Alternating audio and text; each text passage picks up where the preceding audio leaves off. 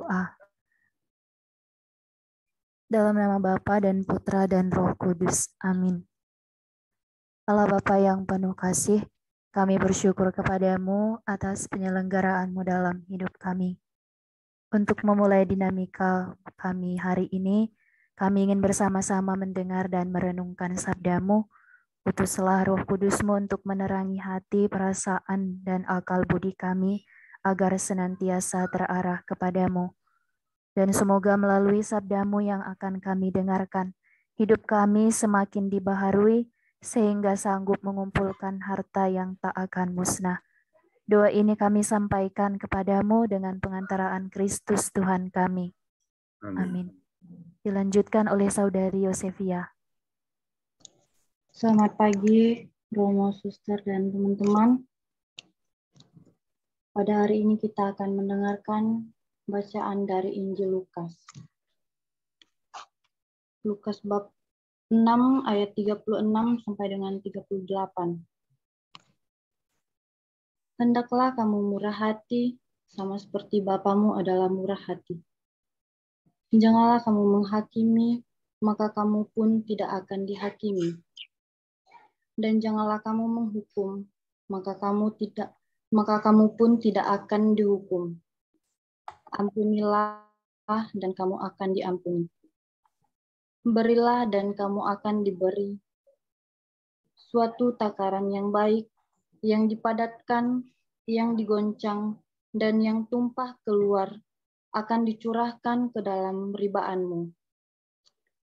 Sebab ukuran yang kamu pakai untuk mengukur, akan diukur kepadamu. Demikianlah Injil Tuhan. Terpujilah Kristus. Renungan pada bacaan Injil hari ini. Banyaknya dosa dan kesalahan yang telah kita lakukan seringkali menjadi penghambat bagi kita untuk bertobat dan kembali kepada Bapa. Kita sendiri yang seolah tidak bisa menerima keburukan diri kita. Kita merasa malu dan karena itu tidak bisa memaafkan diri sendiri. Nubuat Daniel mengingatkan bahwa Tuhan Allah kita ada belas kasih dan pengampunan. Kendati kita sudah melakukan begitu banyak dan bermacam-macam dosa,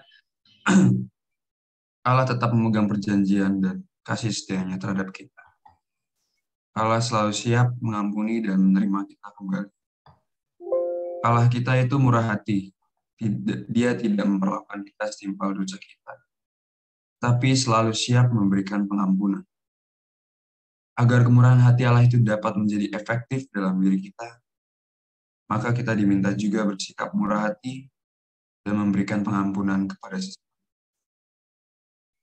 Kemurahan hati dan pengampunan yang kita lakukan akan membuka hati kita untuk siap menerima kemurahan hati dan pengampunan dari Allah.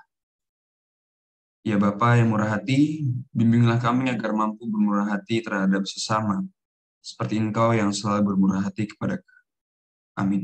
Kemuliaan kepada Bapa dan Putra dan Roh Kudus, seperti pada permulaan, sekarang, selalu, dan sepanjang segala abad. Dalam nama Bapa dan Putra dan Roh Kudus. Selamat pagi semuanya. Selamat datang kembali di kelas teologi doa dan devosi. Pagi hari ini kita akan berbicara tentang makan, makanan, meja makan, doa makan. Ya. Nah, mudah-mudahan tema ini sangat related dengan hidup kalian. Kita akan meminta kalian untuk memilih salah satu doa makan yang sudah ada dalam teks. Ya. Jadi pastikan teksnya ada di tangan kalian, sehingga kalian bisa memilih doa yang menurut kalian paling favorit. Ya. Ada satu nama yang sebaiknya tidak kalian pilih. Ya. Orang ini tidak recommended ya untuk dijadikan favorit, yaitu Mutiara Andalas. Ya. Jadi kalian silahkan pilih nama-nama yang lain ya, terutama nama kakak-kakak kelas kalian yang ada di semester 8 ya. Sekarang ini mereka lah yang menyusun doa makan ini ya. Kita terbitkan 3 tahun lalu kalau tidak salah ya. Saya lagi berpikir-pikir apakah kita perlu menerbitkan lagi sebuah doa dengan tema yang lain ya. Jadi silahkan kalian pikir-pikir pengalaman saya akan makan apa ya yang menarik. Nah, sambil nunggu kalian untuk mau berbagi pengalaman makan ya. Nah, ini ada salah satu tayangan pendek dari Netflix ya tentang makan. Authentic food, it has to be street food. Kalau kamu mau kulineran, dia bilang carilah street food ya, carilah pedagang kaki lima. Portal to a world of culinary heritage. Yang mengingatkan kita pada kopi di Pontianak. They never went to culinary school. แม่จะอายุมากแม่จะบอกเด็กเสมอนะเด็กทำไมจะขี้ลืมร่างกายเด็กยังสู้แม่ไม่ได้ In the city of 10 million people, almost 1 million make a living by selling on the street. It takes a lot of strength and a lot of sacrifice.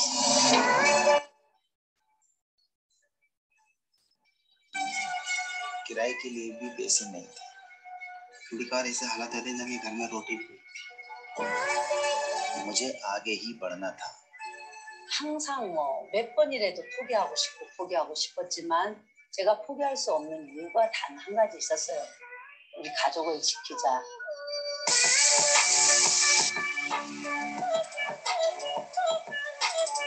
Street food is what brings us together. It's where we find a common place. Now it's our time to celebrate it. Makanan di jalan itu menyatukan kita.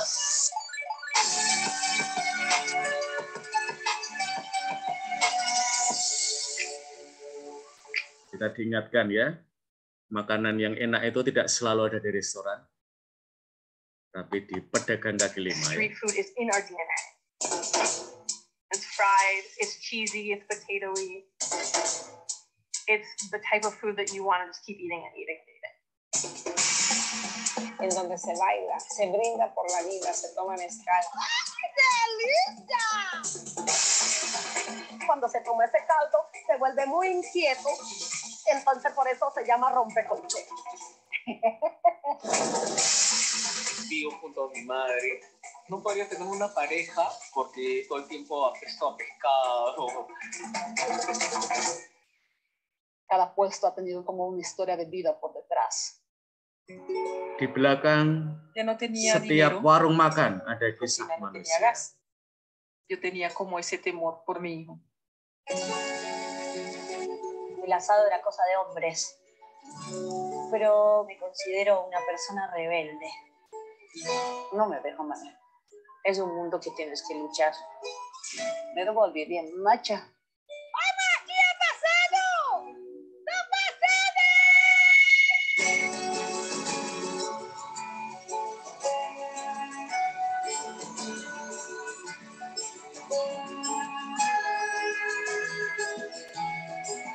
Comida de rua me dá identidade, que é diversa. Makanan jalan memberikan kita identitas. E sobretudo cheio de vida. Ada kehidupan di sana.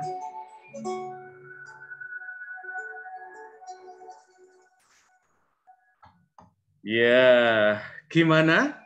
Jadi ngiler semua pagi hari ini, rekan-rekan?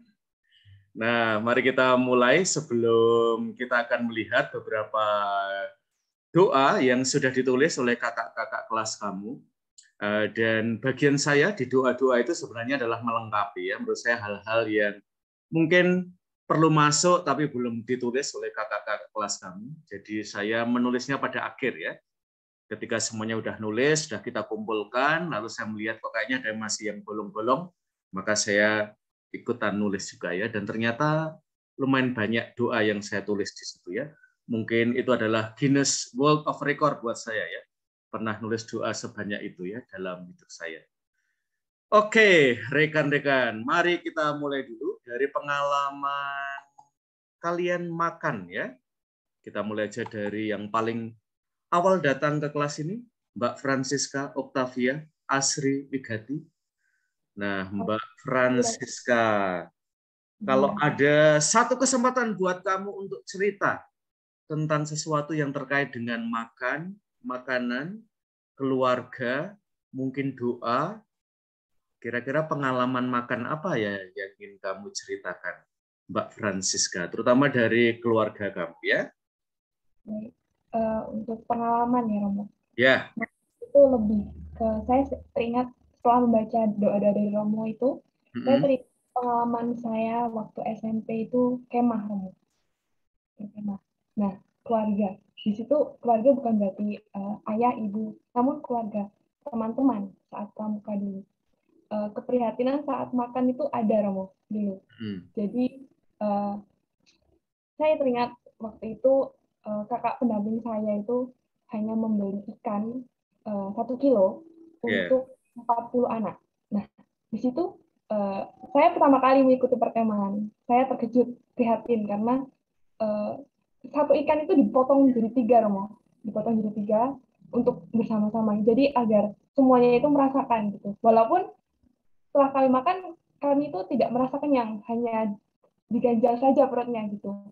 Namun di situ kakak pendamping saya itu memberikan wejangan, memberikan nasihat kepada kami, begini loh, kita harus bersyukur gitu, kita masih bisa makan. Di luar sana masih ada loh mereka yang sehari itu belum tentu bisa makan begitu. Jadi dari hal tersebut saya merasakan kebersamaan dalam perkemahan tersebut, Romo. Waktu itu selama 4 hari 3 malam kami melakukan hal tersebut. Begitu, Romo. Terima kasih. Oke, terima kasih Mbak Francisca ya. Jadi pengalaman makan dalam setting perkemahan, ikannya tidak terlalu banyak, sementara yang akan makan itu banyak ya. Nah, dan itu mengingatkan kita, terutama di Jogja kalau makan di ini ya, angkringan ya, nasi kucing itu ya, memang ada ikannya atau ada daging ayamnya, tetapi nggak sebanding ya jika dibandingkan dengan nasinya ya, makanya disebut nasi kucing ya. Nah, lalu Mbak Francisca tadi ketika sharing, saya lalu teringat sebuah quote ini ya, quote dari ibu saya ya, yang kemudian juga saya hidupi ya. Yang sedikit, kalau rela dibagi, cukup untuk semua. Ya, ini pengalaman keluarga ya. Seringkali pada tanggal-tanggal tua atau kita lagi krisis keuangan, yang ada di meja makan itu seringkali tidak banyak, tetapi kalau dibagi-bagi ternyata cukup untuk semua ya. Nah, teman-teman, nanti tahun ini kita tidak akan tentang makan ya, karena kita udah nulis tentang makan 3 tahun yang lalu.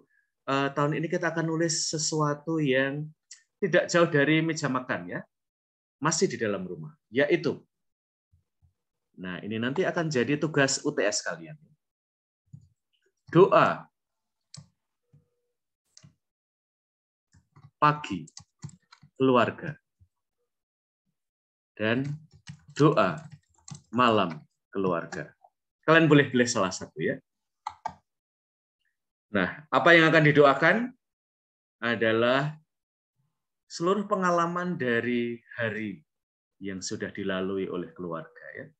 Maka nanti kalian memilih salah satu momen dalam hidup keluarga kalian ya, yang menurut kalian juga menjadi momen buat keluarga-keluarga yang lain.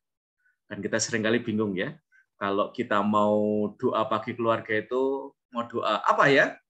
Seperti kalau kalian memberikan renungan pagi itu ya, apa yang mau direnungkan lagi ya untuk kalian. Lalu doa malam keluarga juga sama, kalian boleh memilih salah satu. Bayangkanlah ya, 4 kelas ya, akan ada berapa ratus doa ya yang bisa kita ciptakan. Lalu seperti yang sudah ada di buku, tugas kalian adalah 1, memilih kitab suci-nya ya. Jangan semua memilih Yesus pergi ke tempat yang sepi lalu berdoa ya. Itu cukup 1 atau 2 aja yang milih teks itu ya. Yang lain harus memilih teks-teks yang lain, terutama berdasarkan pengalaman apa dari hidup kalian yang mau kalian doakan bersama dengan keluarga ya. Nanti pada akhir ya tentu saya akan memberikan izin ya kepada kalian. Kalian bisa mendapatkan kopi dari buku itu ya, sekurang-kurangnya soft copy ya. Sehingga bisa kalian perlihatkan pada orang tua kalian bahwa nama kalian ada di situ, dan mungkin orang tua kalian bisa baca-baca ya doa seperti apa yang bisa kalian tulis dari pengalaman berada di rumah. Lalu setelah itu tentu doanya ya, doanya adalah doa pembuka dan doa penutup. Ya, lalu ada inspirasi kehidupannya. Inspirasi kehidupannya itu bisa dari kalian sendiri. Kalau kalian cukup pede ya, saya punya quotes yang menarik tentang pengalaman hidup di sepanjang hari dalam keluarga. Kalau kalian kurang pede, kalian boleh ngambil dari tokoh-tokoh yang punya nama ya. Kalian bisa misalnya ya, ini misalnya yang kadang-kadang saya pakai adalah Z quote ya. Ini adalah salah satu tempat. Bisa juga kalian bisa nyari di Brainy quote dan situs-situs lain ya yang menyediakan quotes pendek. Yang penting adalah tidak pertama-tama bagusnya ya, tapi koneksinya dengan pengalaman yang kalian tulis. Maka yang penting adalah pengalamannya dulu ya. Pengalamannya dulu apa, lalu baru nyari kitab sucinya yang mendukung pengalaman itu, lalu mencari kutipan inspirasinya. Itu UTS kalian, gampang banget kan? Ya, ini mungkin UTS tergampang dari semua UTS yang akan kalian lakukan. Ya. Oke, terima kasih Mbak Francisca sudah membuka kelas ini. Mas Rangga yang kedua datang ke kelas ini. Silahkan. Kira-kira Rangga, kalau kamu diberikan kesempatan ya untuk bercerita salah satu momen makan di dalam keluarga, saat bersama di dalam keluarga, kira-kira Rangga mau cerita apa? Makasih Romo. Ya. Bila cerita tentang pengalaman makan bersama di keluarga itu ya hampir senada dengan apa yang Ibu Romo Andela katakan. Yang sedikit kalau rela dibagi ya cukup untuk semua. Tapi mungkin yang membuat sedikit berbeda itu tidak dibagi secara rata dalam artian bapak, ibu, adik, dan saya itu dapat bagian semua. Tapi dari keluarga saya itu, dari orang tua khusus, itu lebih mendahulukan anak. Jadi kalau seumpama nasi itu aja. Pengalaman yang sangat membekas dalam ingatan saya itu ketika nasinya itu hanya cukup untuk saya dan adik saya, bapak dan ibu itu rela untuk hanya makan dengan singkong. Itu yang buat saya bersyukur bahwa orang tua pun lebih, maksudnya orang tua sangat lebih mendahulukan anak-anaknya itu lebih dahulu. Itu. Oke, terima kasih Rangga. Ini juga kisah yang menarik ya. Maka misalnya Rangga bisa, kalau misalnya ini sudah menjadi bentuk doa ya, kamu bisa mengambil dari Teresa dari Kalkuta misalnya ya, sebagai kutipan inspirasinya. Nah, Teresa dari Kalkuta itu suatu kali pernah dia bersama seorang ibu dengan beberapa anak, dan kebetulan ibu itu lagi menyusui ya. Dan reporternya itu agak nakal ya. Ibu, dari semua anak yang ibu punya, anak mana yang paling ibu kasih? Lalu ibunya itu menjawab dengan sangat bijak. Nah, semua anak saya kasihi tanpa ada pilih kasih. Reporternya itu agak nakal ya, dan kayaknya itu mustahil deh Bu. Gimana ibu masih bisa berbagi kasih secara merata? Pasti ada salah satu dari anak Anda yang favorit kan di rumah. Dan ibu itu memberikan cerita seperti ini.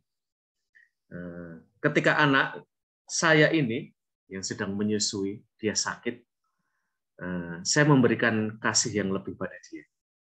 Tetapi kasih saya pada anak-anak yang lain tidak pernah berkurang karena saya memberikan kasih yang lebih pada anak.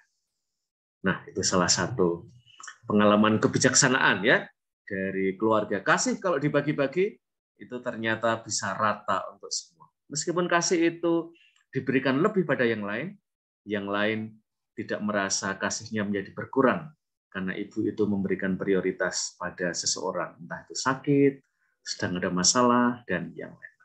Nah, kira-kira seperti itu ya konsep yang kita ambil. Yuk, kita ke Nicholas dulu, Abimanyu. Halo Romo. Yuk, ya. Kalau dari meja makan, pengalaman makan, mungkin juga pengalaman memasak di dapur, ya. Apakah ada sesuatu yang Nicholas Abimanyu bisa bagikan kepada kita ya? Kira-kira pengalaman, salah satu pengalaman kamu yang mengesankan di sekitar meja makan apa sih, Nicholas? Pengalamannya ya sama kayak Asri, Romo. Itu waktu itu saya ada latihan dasar kepemimpinan di waktu SMA di sekolah. Nah itu apa namanya, waktu makan malam bersama itu kakak tingkat saya ngomong kayak gini.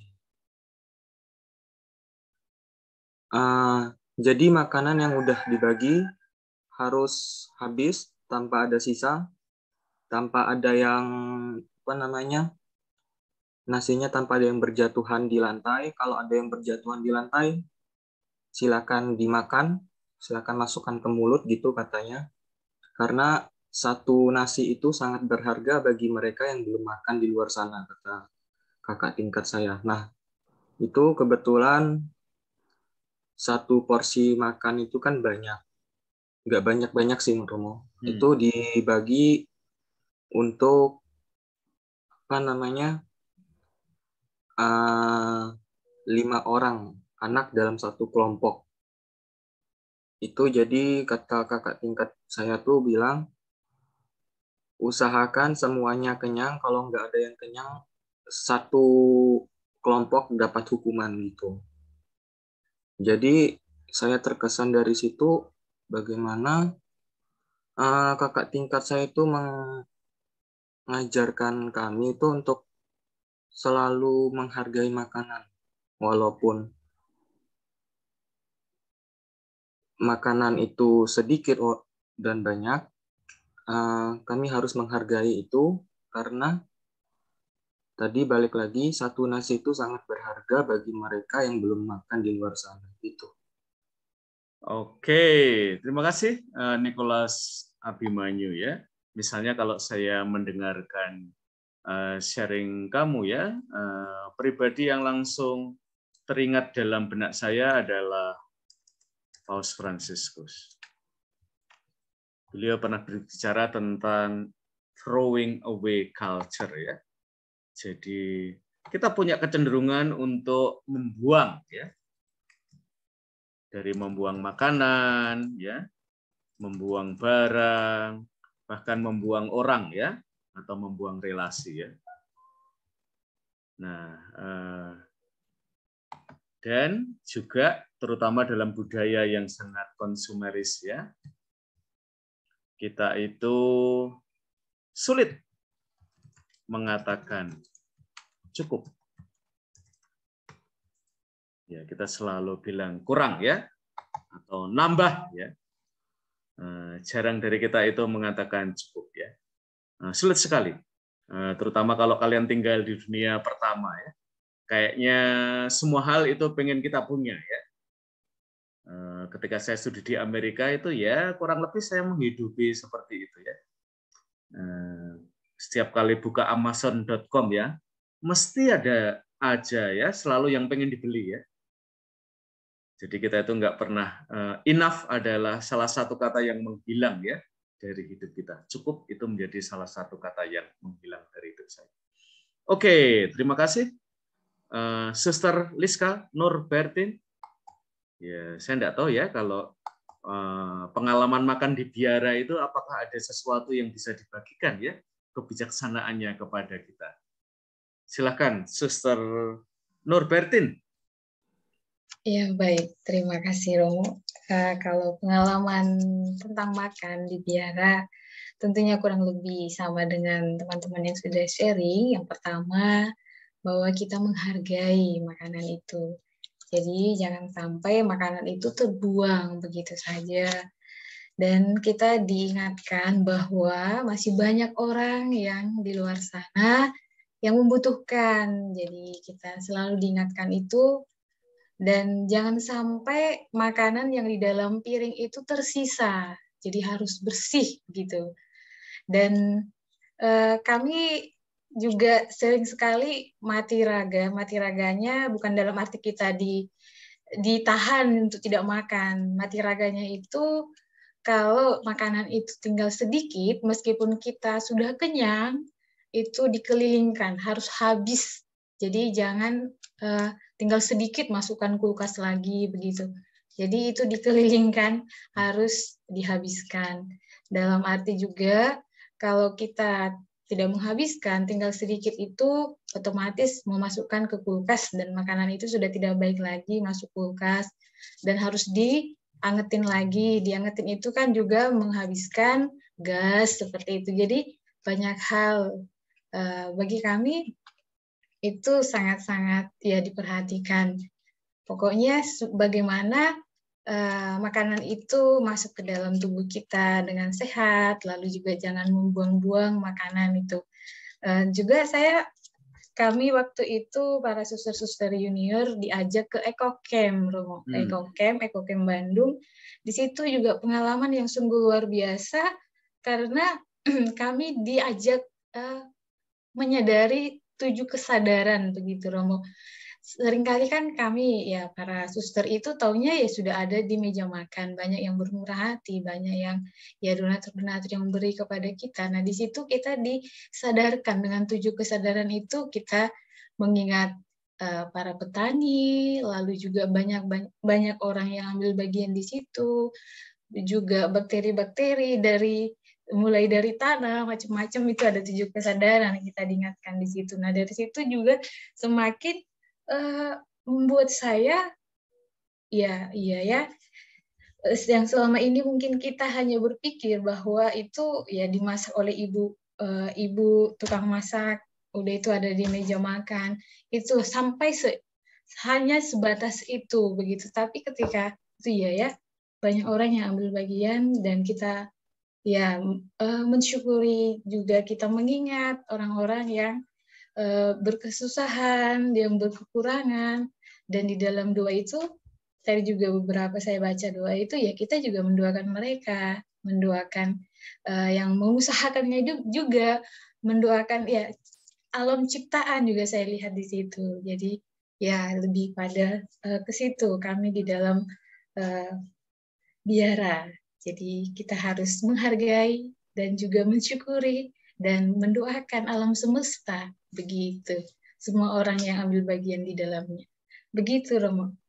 Terima kasih, Sister. Ini juga kisah yang menarik ya. Jadi tidak hanya bahwa pada makan, kita mengelilingkan makanan, tetapi juga ketika makan, kita mengelilingkan makanan sehingga tidak ada yang tersisa ya. Nah, maka misalnya nanti, kalau misalnya suster berangkat dari pengalaman itu, lalu perikopita suci yang dipilih bisa jadi ya, Yesus yang memberi makan apakah 4.000 orang, 5.000 orang ya, lalu ada sisa yang dikumpulkan ya, sehingga tidak ada yang terbuang. Atau bisa juga kita mengambil kisah ini ya, Nabi Elia dengan seorang janda di Sarfat, yang dia hanya memiliki sangat sedikit ya, tepung dan minyak, dan bahkan di situ dikatakan ya, setelah kita makan ini kita akan meninggal. Dan kemudian itu diubah ya, bahwa minyak itu tidak pernah habis ya, dan juga gandumnya tidak pernah habis. Nah, itu rekan-rekan beberapa pengalaman kalian dari meja makan. Kita break sebentar, nanti Mbak Francisca ya bisa cerita. Lalu setelah itu kita akan melihat pengalaman doa yang sudah ditulis oleh teman-teman dari kakak kelas kalian ya.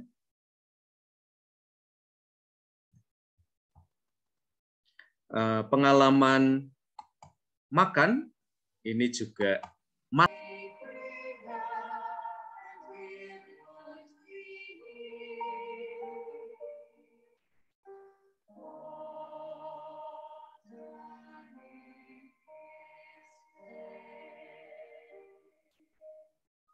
jadi nanti rekan-rekan ketika kalian menuliskan ya pengalaman satu hari kalian di dalam doa, baik doa mengawali hari atau doa mengakhiri hari ya. Jadi nanti isi doanya itu tidak sekedar kami mau mengawali hari gitu ya. Itu template banget ya. Tetapi pengalaman hari kalian itu kan macam-macam ya, dan itu yang mau kita kisahkan ya. Sebenarnya kalau untuk inspirasi pada dasarnya suka makanan dan suka sama proses mengolah makanan, inspirasi bisa datang benar-benar dari mana aja ya. Misalnya lagi pergi kemana, lagi travel atau enggak, bahkan di sini minum minuman. Ya berarti flavor yang sama bisa diaplikasikan dalam bentuk lain, misalnya jadi dessert atau misalnya makan suatu hidangan, oh ternyata ini pakai ini cocok. Itu bisa diaplikasikan juga ke hidangan. Jadi sebenarnya nggak ada batasnya ya. Kreativitas itu beneran bukan kayak dicari gitu, biasanya emang ada aja. Ya, ini catatan untuk kalian nulis doa ya. Kreativitas bisa itu kadang-kadang nggak dicari. Dia udah shine, tapi ya, ada, akan tetap lebih baik kalau dia itu digabungkan oleh beberapa yang lain. Gitu. Tapi kalau untuk pengolahan yang pasti saya suka banget masak sayuran. Semua jenis sayur saya suka explore, sayur itu bisa diapain aja, terus bagaimana caranya si sayur itu bisa jadi bintang juga di piring, bukan hanya side dish. Selama ada api, ada panas, ada dingin, kita udah bisa masak. Itu the base lah, masakan-masakan tradisional yang simple hanya dengan modal kompor sama yang dingin, kulkas, permainan temperatur itu udah enough. Tapi kalau sekarang dengan perkembangan kuliner saat ini, of course sudah mulai banyak condiments, kita bisa main tekstur yang lebih, yang itu memang harus didukung oleh peralatan. Jadi peralatan of course ini juga nabung dari dulu zaman private dining dulu, semakin lengkap peralatannya, of course makanan yang bisa diproduce juga akan semakin variatif. The best part in cooking, buat saya cooking itu lebih ke sharing. Misalnya saya makan makanan yang buat saya enak banget, itu secara natural, saya pengen kasih coba makanan tersebut ke orang lain, terus enak banget nggak? Enak banget kan? Dan bahagianya dia pas dia setuju itu we share the same happiness. Makanya untuk saya masak untuk orang lain itu sangat menyenangkan sebenarnya karena itu. Dan ketika dikasih ke orang lain dan orang itu paham sama pesan yang kita mau sampaikan ke dia, ya bahagianya di situ.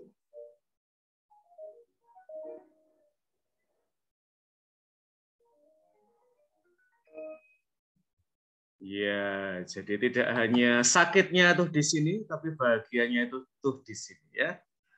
Oke, rekan-rekan, saya kira saya sudah memberikan materi yang sangat kaya kira-kira nanti untuk UTS kalian ya. Jadi kalian memilih salah satu pengalaman hidup yang akan kalian jadikan, kalian boleh memilih ya.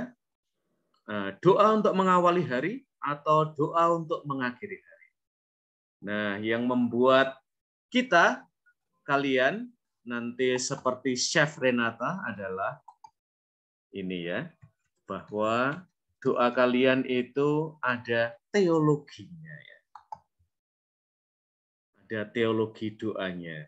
Nah, sejauh ini kita sudah berbicara soal doa sebagai persahabatan, doa sebagai intimacy ya.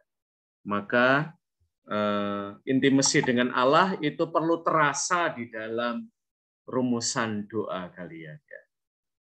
Tentu pada akhir ya kita berharap karena setiap doa itu yang melatar belakangnya adalah hubungan trinitaris Allah, maka rumusan trinitaris ya itu perlu ada di dalam doa kalian. Dan selain itu kalian bisa berkreasi ya dengan pengalaman kalian. Jadi sangat open. Lalu berapa panjangnya? Kalian lihat di buku ya. Kira-kira panjangnya segitu. Kalau kalian perlu nambah, jangan sampai jadi 3 halaman ya doanya ya.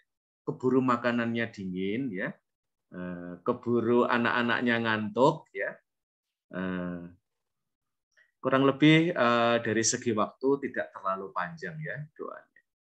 Oke, saya kira itu beberapa tips yang bisa saya berikan sehingga kalian bisa mulai cari-cari pengalaman hidup apa yang mau saya ceritakan di dalam doa keluarga ya. Jadi mengandaikan keluarga tidak harus lengkap, tetapi sekurang-kurangnya ada salah satu dari orang tua, lalu ada saudara atau saudari kalian yang lain ya.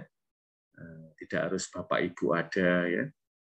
Karena keluarga tidak selalu lengkap ya dalam pengalaman kita. Oke, Francisca. Ya, apa yang bisa diceritakan Mbak Francisca tentang makan?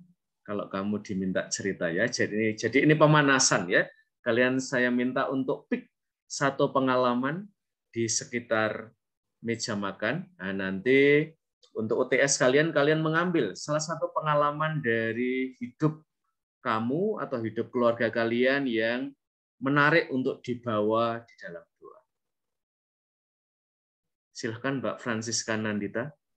Oh ya, dari pengalamannya dalam keluarga itu saya mengambil makan bersama dengan keluarga besar saat perayaan Idul Fitri, karena di keluarga saya banyak yang Muslim. Nah, di situ keluarga saya pasti ada yang pulang kampung di Wonosari, Gunung Kidul. Nah, di situ pengalamannya bagaimana kita saling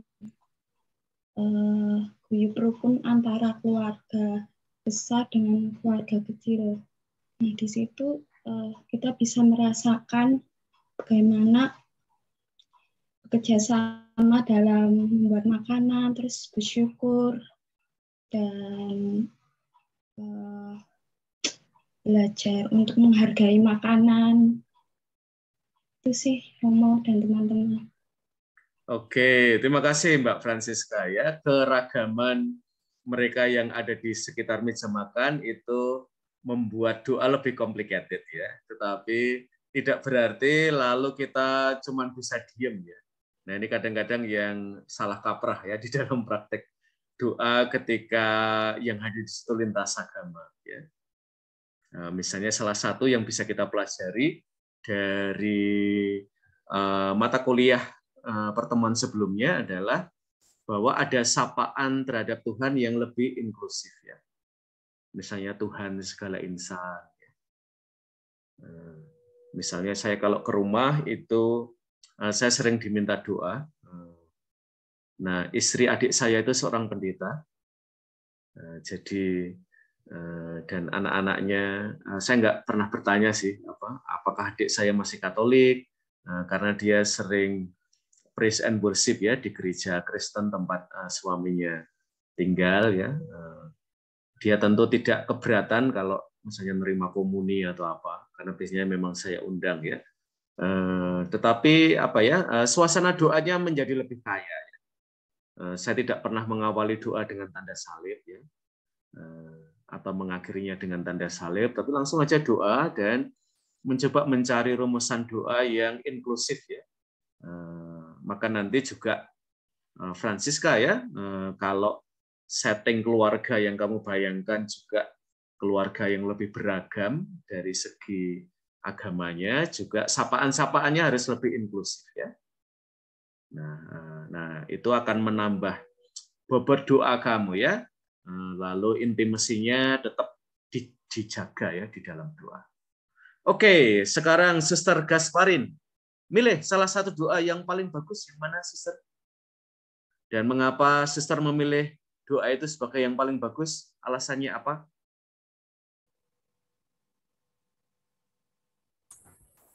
Baik, Romo. Dari halaman berapa, Sister? Yang ada di buku. Ya, bukunya ini. Mungkin kalian nggak tahu ya. Foto ini saya ambil di kota Valencia, Spanyol. Waktu itu saya lagi jalan-jalan dan ketika lihat-lihat kota itu, saya tertarik sekali dengan seorang kakek tua yang makan sendirian. Dan mbaknya, waitersnya ini menemani bapak itu ya. Tanya makannya dan kelihatannya ada sesuatu yang mbaknya ini ya, ada persahabatan yang ditawarkan. Dan saya waktu itu yang kebetulan pegang kamera, lalu dari kejauhan memotret foto ini. Foto ini salah satu yang paling saya sukai dari semua foto yang pernah saya ambil. Kalau foto ini di Tanah Suci ya, Bunda Maria, Korea. Silahkan, Suster, sudah ketemu belum? Halaman berapa, Suster? Ya, Romo, saya memilih halaman 31. Oke, 31 ya. Oke, 31. Oke, Suster baca dulu sambil saya mencari halaman. Dengarkanlah aku, hai kaum keturunan Yakub, hai semua orang yang masih tinggal dari keturunan Israel. Hai orang-orang yang kudukung sejak dari kandungan. Hai orang-orang yang kujunjung sejak dari rahim. Sampai masa tuamu aku tetap dia, dan sampai masa putih rambutmu aku menggendong kamu. Aku telah melakukannya dan mau menanggung kamu terus. Aku mau memikul kamu dan menyelamatkan kamu. Oke, mengapa Sister tertarik dengan doa itu? Saya tertarik dengan doa ini karena beranjak dari moto Kau Kekal saya, Romo. Oke, halaman berapa tadi, Sister? 35. Oh, 35. 31, Mo. 31, oke.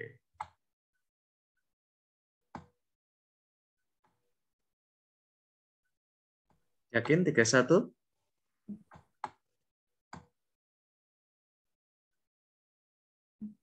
Agak beda ya, Sister, antara halaman ini dengan halaman 31 yang menurut ini ya.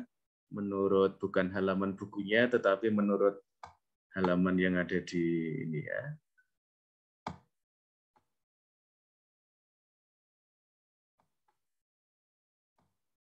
Ini? Ya. Oke, ya. Silakan Sister dilanjutkan. Saya tertarik dengan doa ini karena saya beranjak dari tema Kau Kekal saya, di mana Romo, saya sedikit sharing pengalaman saya dalam hidup membiara ini. Ya, kadang dalam kehidupan bersama banyak tantangan yang datang ya. Tantangan itu bukan saja datang dari orang lain, tetapi diri saya sendiri.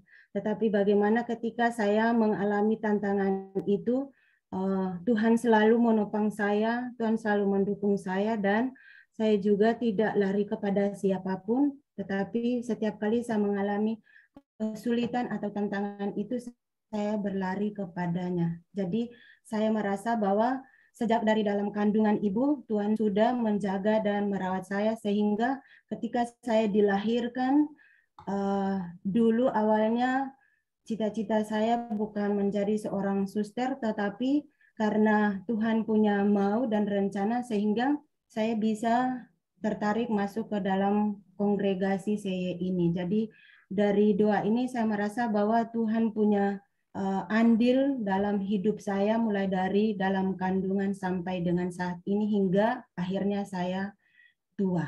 Seperti itu Romo. Terima kasih. Terima kasih, Suster. Nah, kita berharap ya, pengalaman personal seperti itu juga kalian bawa di dalam doa ya. Juga doa untuk mengawali hari atau mengakhiri hari ya. Jadi ambillah sebuah pengalaman yang sangat mengesan ya. Saya coba baca-baca lagi doa yang pernah saya tulis ya. Dan waktu itu pengalaman yang ingin saya bawa adalah waktu itu ibu saya sakit stroke, teman-teman. 5 tahun ya. Kami perlu merawat bareng-bareng ibu kami. Dan salah satu kegiatan yang sangat pribadi ya, itu tentu adik perempuan saya memandikan ibu saya, lalu mendanani saya. Dan kalau saya pulang, salah satu yang bisa saya lakukan adalah kadang-kadang sekedar tidur di samping ibu saya, biar ibu saya bisa meluk saya. Atau kadang-kadang saya ada kesempatan untuk menyuapi ibu saya. Biasanya dilakukan oleh cucu-cucu ya, ponakan-ponakan saya. Kalau saya atau kakak saya tidak bisa hadir ya, atau adik saya yang di Jogja ya. Itu pengalaman yang saya bawa ya ketika saya menyusun doa. Jadi kadang-kadang dari Jogja ke Solo hanya untuk menyuapi ibu ya. Lalu setelah itu balik lagi ke Jogja ya, karena waktu sakit itu saya sedang jadi pejabat di universitas. Kadang-kadang kita harus lari ya dari satu kegiatan ke kegiatan lain. Tetapi buat saya selalu ada waktu ya untuk sekedar menyuapi, mungkin 5-10 menit. Setelah itu saya balik lagi ke Jogja ya untuk melanjutkan kegiatan. Nah, lalu saya menemukan ada seorang, dia seorang ini ya, pemikir, terutama ada kaitannya dengan sastra ya, yaitu Victor Hugo. Rahmat yang menyatu dengan kerutan itu menawan. Tiada tara fajar yang terbit di usia lansia yang bahagia. Jadi meskipun saya berhadapan setiap hari dengan ibu saya yang berbaring sakit ya, tetapi saya melihat ada kebahagiaan pada usia lansia itu. Maka itu cara saya ya mencari kutipannya, bukan sekedar kutipan yang bagus itu banyak, tetapi kutipan yang terkait dengan pengalaman, nah itu yang harus dicari ya. Kadang-kadang kita harus memilih dari beberapa kutipan mana yang paling sesuai dengan pengalaman yang kita alami, seperti yang disaringkan oleh Suster Gasparin Heri ya. Jadi pengalaman hidup membiara yang nggak selalu gampang ya, sekaligus pengalaman bahwa di dalam keluarga kita itu ditemani terus ya oleh sosok-sosok yang ada di situ. Oke, terima kasih Suster Gasparin. Sekarang silakan Suster milih salah satu teman di ruang Zoom ini. Boleh milih siapapun, Sus? Baik, Romo, saya mau milih Raimundus Andro. Raimundus Andro, silakan, Andro. Baik, Romo. Oke. Sudah ketemu Raimundus Andro? Doa Sampun, di halaman berapa? Kalau menurut ini saya sebut PDF ya, Mo. Ya. Kalau di halaman PDF-nya itu 19. Oke, 19 ya. Oke, silahkan dibaca doanya dulu. Doanya, Mo? Doanya kamu baca dulu sambil saya cari halamannya ya. Oke. Jadi perihal berkat air kepada negeri. Allah pencipta alam semesta, kami bersyukur atas berkat air dalam kehidupan kami sebagai ciptaan-Mu. Engkau berkenan menciptakan air untuk keberlangsungan hidup seluruh ciptaan. Air menjadi lokasi bagi banyak dari kami dalam beragam profesi, mencari mata pencarian hidup di atas meja makan. Makanan dan minuman yang hendak kami santap dapat tersedia karena ketercukupan air. Sebagaimana kepada bangsa Israel, Engkau sekarang menganugerahkan kelimpahan air dengan air embun dan samudera raya kepada kami. Semoga kami bersyukur dan kami mensyukuri berkat air dari-Mu yang kami rasakan dalam kehidupan sehari-hari. Kami mengaturkan doa ini dengan perantara Yesus Kristus yang bersama Bapa dan Putra, Roh Kudus yang memberikan berkat air kepada negeri ini. Itu Romo. Langsung doa sesudah makannya. Sesudah makannya, Allah pencipta alam semesta, kami bersyukur atas berkat air yang telah kami rasakan dalam perjamuan makan ini. Kami prihatin dengan kelangkaan air dengan kualitas terbaik, bahkan bencana kekeringan yang melanda sebagian wilayah negeri pada musim kemarau. Kami berdoa untuk saudara-saudari yang berjuang untuk merawat ketahanan air di bumi. Mereka berjuang melawan orang-orang yang hendak menguasai akses air dengan privatisasi. Semoga keluarga kami bersama keluarga-keluarga lain terlibat dalam kepedulian menjaga ketahanan air dengan menghentikan perilaku boros dalam memenuhi kebutuhan rumah tangga. Kami mengaturkan doa ini dengan perantaraan Yesus yang bersama dan Roh Kudus yang memberikan berkat air kepada negeri ini. Amin. Oke, waktu itu rekan-rekan saya sebenarnya sedang menulis tentang teologi air. Ya. Lalu saya mencari lokasi di mana air itu menjadi persoalan dan bahkan konflik ya. Tapi waktu itu karena belum sempat ya. Tapi saya mendengar ya beberapa kasus air. Kalian nanti bisa melihat ya. Salah satu yang saya tulis itu di akhir 2021 ya. Saya mengedit dan juga menulis sebuah paper tentang teologi air bersama beberapa teolog Kristen dan Katolik di Indonesia. Lalu waktu itu salah satu kutipan yang menarik buat saya adalah dari John F. Kennedy. Siapapun yang dapat menanggulangi permasalahan air layak menerima penghargaan Nobel dalam 2 kategori, yaitu perdamaian dan sains. Karena seringkali air itu menjadi sumber konflik, dan salah satunya adalah ketika saya ke ini ya teman-teman ya ke sungai Yordan, tempat pembaptisan Yesus. Saya kaget ya, karena ternyata sungai Yordannya kok kayak kali aja ya, kalen ya kalau di Jawa ya. Kok cuman kali kecil gitu ya. Dan waktu itu kami diberitahu karena ternyata sungai Yordannya itu dibendung oleh Israel. Sehingga yang bisa mengalir di situ itu hanyalah bagian yang paling kecil dan butek ya airnya ya. Saya waktu itu wah iya juga ya. Ketika air menjadi sumber konflik, lalu bisa jadi dibendung dan seterusnya ya. Oke, Andrew, mengapa tema ini menarik buat Andrew? Ya, selain seperti yang dikatakan Romo, air adalah sumber konflik. Air itu juga bagi saya merupakan sumber kehidupan. Karena kalau tidak ada air, kita ini nggak bisa hidup dengan enak, Romo. Ya, tumbuhan-tumbuhan, hewan-hewan juga tidak bisa hidup dengan enak. Jadi kalau misalkan nggak ada air, kita juga nggak bisa makan. Karena tumbuhan juga perlu air, sayur-sayur juga perlu air. Lalu seperti hewan-hewan yang bisa dimakan itu juga perlu air. Kita juga perlu air. Di dalam tubuh kita itu didominasi oleh air gitu ya kebutuhannya. Nah itu, jadi bagi saya itu sangat penting. Dan kalau misalkan kita sedang mengalami krisis atau kekurangan air itu, wah luar biasa sekali Romo. Karena sekarang saya juga sedang boleh dikatakan kekurangan air di kos Romo, karena galon saya habis, tidak ada yang mengantar. Yang mengantar itu hanya baru bisa mengantar tanggal 17 itu lama sekali Romo. Saya sudah habis dari minggu lalu. Yeah. Seperti itu Romo. Oke, kalau kamu nanti ke kampus ini 1, kamu boleh bawa galon ya, kamu bisa ngisi sebenarnya ya, bawa apa ya. Cuman nanti kamu mungkin agak malu dikit ya, masa ke kampus nggak bawa tumbler tapi bawa galon ya. Tapi kalau kamu cukup punya keberanian ya, kamu bisa ngisi ya. Ya, ke kampus 5 juga ada Romo, tapi saya malu. Iya. Nah, atau kamu menunggu kampusnya agak sepi ya, sehingga bisa bawa galon ya. Ya, terima kasih. Terutama kalau kalian nanti punya pengalaman seperti Suster Norbertin ya, kalian pernah ke Eco Camp. Salah satu yang diajarkan kepada kalian adalah kalian hemat air ya. Ternyata hidup kita itu masih sangat boros air ya.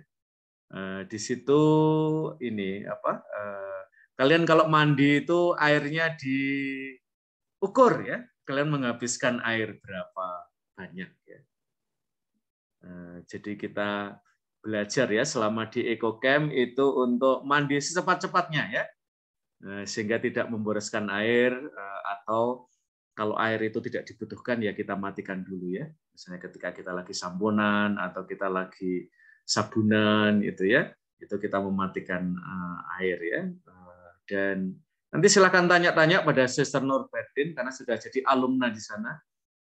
Saya sudah jadi alumnus juga dari sana ya. Sehingga saya dan Suster itu menjadi kesatria Sambala ya, tidak Tambaido ya, tidak Sambalado ya. Kami adalah kesatria Sambala ya. Nah, tadi sudah saya diingatkan 7 kebiasaan, saya sudah lupa sekarang yang 7 itu apa ya. Tapi beberapa praktek baik dari hidup secara ekologis itu saya kira beberapa masih bisa saya pertahankan ya. Salah satunya adalah teringat kalau mandi ya, tidak boros ya, meskipun pengen banget ya seger, kayaknya butuh mandi lama ya, tetapi berusaha untuk sehemat mungkin. Oke, Andro, silakan kamu pilih teman kamu yang terakhir. Silakan, Andro. Saya memilih Marcelinus Ferry. Oke, Marcelinus Ferry.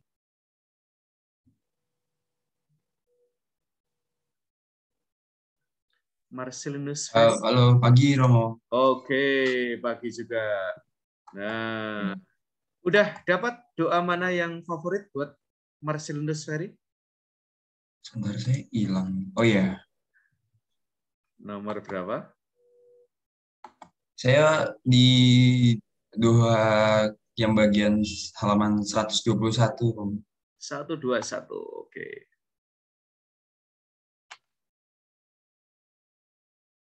Nah ini dari judulnya Hati yang Dibasuh dari Valentina Arumbulandari. Oke, apa yang menarik dari doa ini, Ferry? Mungkin kalau dari experiential atau pengalaman saya, memang benar bahwa sebelum makan mungkin memang tangan harus bersih gitu. Nah, tangan harus bersih karena kita memakai tangan supaya nanti makanan yang kita makan tidak terkontaminasi oleh kuman atau bakteri. Tetapi ada yang perlu diperhatikan juga, yaitu dari hati juga. Bahwasanya saya mungkin begitu sering melakukan sesuatu, bahkan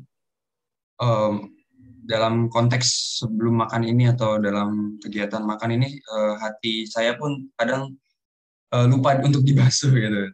Jadi hanya tangan saja tapi hati tidak dibasuh. Nah, itu yang akan mengakibatkan bahwa kita mungkin kurang merasa bersyukur atas apa yang kita makan, dan kadang makanan yang kita makan itu lewat begitu saja tanpa memikirkan, oh saya bersyukur bisa makan pada hari ini yang makanan ini yang dibuat dengan kasih sayang dari orang tua atau dari tangan-tangan yang ingin mengenyangkan kita gitu loh. Jadi mungkin perlu ada hati yang dibasuh supaya kita dapat mengenai anugerah dari Tuhan yang lewat makanan yang kita santap setiap hari. Karena saya begitu sering terburu-buru mungkin memang mencuci tangan, tapi hati saya tidak begitu siap untuk melakukan kegiatan makan tersebut. Jadi saya merasa makanan yang saya santap ini ya hanya lewat begitu saja, dan akhirnya malah seperti nanti merasa kurang, seperti tidak bersyukur, terus ya itu loh, ya jadi kurang memaknai apa yang saya lakukan atau dalam konteks makan ini gitu. Tidak hanya dalam kegiatan makan, mungkin dalam kegiatan yang lain-lainnya gitu. Saya akhir-akhir ini tidak dengan hati yang dibasuh. Oke, ya. Jadi teman-teman, ini sesuatu yang sederhana ya dari meja makan, bahwa kita seringkali mendapati ya di keluarga kita ada mangkok ya, air kobokan gitu ya, untuk membersihkan tangan kita. Nah, jadi ketika doa makan ya, saya meminta para penulis ini ya untuk membayangkan segala hal yang ada di sekitar meja makan ya. Dan Mbak Florentina Arum ini mengambil salah satu bagian yang nampak sepele, ya, yaitu ada air kobokan ya untuk mencuci tangan ya sebelum makan atau sesudah itu kalau kita pakai tangan atau tangan kita kotor ya. Lalu dia menyusun doa. Nah, barangkali kalau kita minta Mbak Arum ya menulis doa makan sekarang pada tahun ini, mungkin dia akan menyertakan pengalaman waktu itu ayahnya kalau tidak salah ya, itu dipanggil Tuhan. Mungkin pengalaman itu akan menjadi bahan yang akan dia gunakan untuk doa. Waktu itu ayahnya sakit ya, dan kemudian dipanggil Tuhan. Lalu teman-teman, bagian yang biasanya menjadi challenge terbesar buat kalian adalah diinspirasi kehidupannya. Mungkin nanti kalian harus meluangkan waktu agak banyak ya. Sebagian besar dari koreksi yang saya lakukan terhadap doa-doa kalian itu ada di inspirasi kehidupannya. Karena kelihatannya kok semua mengutip kata yang sama ya dari tokoh yang sama ya. Maka saya waktu itu koreksi terbesarnya ada di mencoba menangkap ya spirit dari doanya, lalu pada bagian inspirasi misalnya miliknya Mbak Arum ini saya teringat pada tulisan salah satu dosen kitab suci tempat saya sekolah master dan doktoral dulu, Sandra Mary Snyders, seorang suster. Beliau pernah mengatakan ini dalam salah satu bukunya, feminisme bukan gerakan tambal sulam. Ia memiliki pola yang sama sekali baru, yang hanya dapat diwujudkan dengan menenun pakaian baru, tanpa cacat dari atas ke bawah, dan berwarna-warni dari awal. Ya. Nah, nanti challenge kalian, teman-teman ada di situ ya, mencari inspirasi yang hubungannya itu dekat meskipun kelihatannya nggak terhubung. Ya. Nah, jadi kan Mbak Arum bicara tentang itu ya, hati yang dibasuh. Ya. Lalu saya mencoba kira-kira ini bisa dilanjutkan kemana ya percakapannya Mbak Arum ini ya, sehingga percakapannya menjadi kaya ya. Dan itu mengandaikan ada teologi tertentu yang kita punya ya. Saya misalnya lalu teringat seorang teolog feminis ya, Sandra M. Snyders ya. Dia adalah seorang suster, seorang spiritualis, seorang teolog perempuan ya yang sangat mendapatkan respect ya pada level internasional ya. Nah, kira-kira gitu teman-teman gambaran untuk UTS kalian. Apakah ada pertanyaan sebelum kita mengakhiri kelas? Jadi kalian akan mengerjakan hal yang serupa, tetapi temanya yang lain. Ya. Tahun ini saya memilih tidak doa makan, tetapi doa pagi dan doa malam. Apakah ada pertanyaan?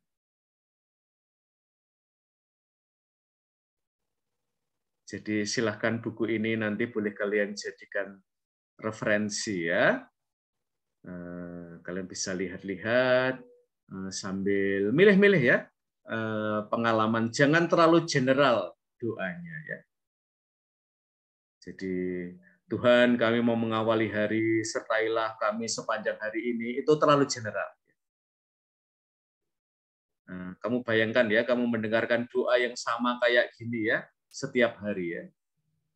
Seperti kalau saya mendengarkan doa kalian ya, kami mau mengawali kuliah, berkatilah romo kami sehingga romo kami dapat bijak dalam pembelajaran gitu ya. Itu template ya. Itu doa yang kurang personal ya. Oke, tidak ada? Kalau tidak ada dari saya Romo. Oke, silakan. Berarti nanti ya, Nicholas. Berarti nanti setelah kita menyusun doa, membuat doa itu kita membuat juga inspirasinya ya, Romo. Betul ya. Inspirasinya itu tidak harus dari kamu, tetapi bisa dari orang yang kita tahu ya, dia bisa memberikan inspirasi kepada kita. Berarti inspirasinya tuh inspirasi dari doa yang kita buat itu kan, Romo? Ya. Jadi kalian boleh ngambil ya, kira-kira tema ini siapa ya yang pernah ngomong tentang itu. Dan kalian bisa main dengan kata kunci ya, teman-teman. Jadi misalnya, ini adalah salah satu, misalnya kalian cari di Brainy Quote ya. Nah, kata kuncinya apa? Ya, misalnya tentang pengalaman kalian misalnya tentang family ya, atau keluarga. Karena ini situsnya dalam bahasa Inggris semua ya. Lalu kalian cari, nanti akan ketemu beberapa quotes tentang family.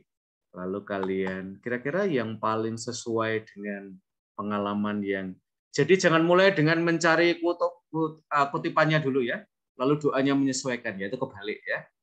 Jadi doanya dulu, lalu mencari inspirasinya dari kitab suci, lalu inspirasi kehidupannya ya dari orang-orang yang kita tahu ya, mereka inspiring banyak orang. Sebaiknya tokoh ini tidak bermasalah ya, rekan-rekan ya. Jadi nanti tidak ada keberatan dari pihak orang ya ketika mereka membaca namanya ya. Ternyata namanya ini bermasalah besar ya. Nah, itu sebaiknya tidak dipilih ya, tetapi kita pilih yang kurang lebih punya integritas pribadi. Oke, selain Nicholas, apakah masih ada pertanyaan?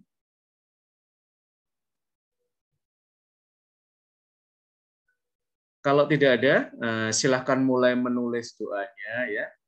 Jangan menyepelekan tugas ini ya. Kelihatannya cuma nulis doa ya, tapi nanti sampai menjelang tengah malam ya, kalian masih belum menyelesaikan doanya. Nanti waktu pengumpulannya akan saya berikan ya, kapan kalian perlu mengumpulkan, tapi masa-masa UTS ya. Oke, rekan-rekan, terima kasih sekali atas perhatian kalian, dan mulai sekarang kalian bisa melihat-lihat ya di rumah kalian sesuatu yang istimewa ya. Mungkin ada benda tertentu ya yang mengingatkan kalian pada pengalaman keluarga kalian ya, atau pengalaman suasana kalian pernah melakukan doa bersama sebelum kalian move ke Jogja. Apa yang istimewa silahkan itu dituangkan ya, dibawa di dalam doa kalian. Terima kasih semuanya dan sampai ketemu minggu depan. See you all dan selamat mengawali hari yang baru. Terima kasih Romo. Terima kasih Romo. Terima kasih Romo. Terima kasih banyak.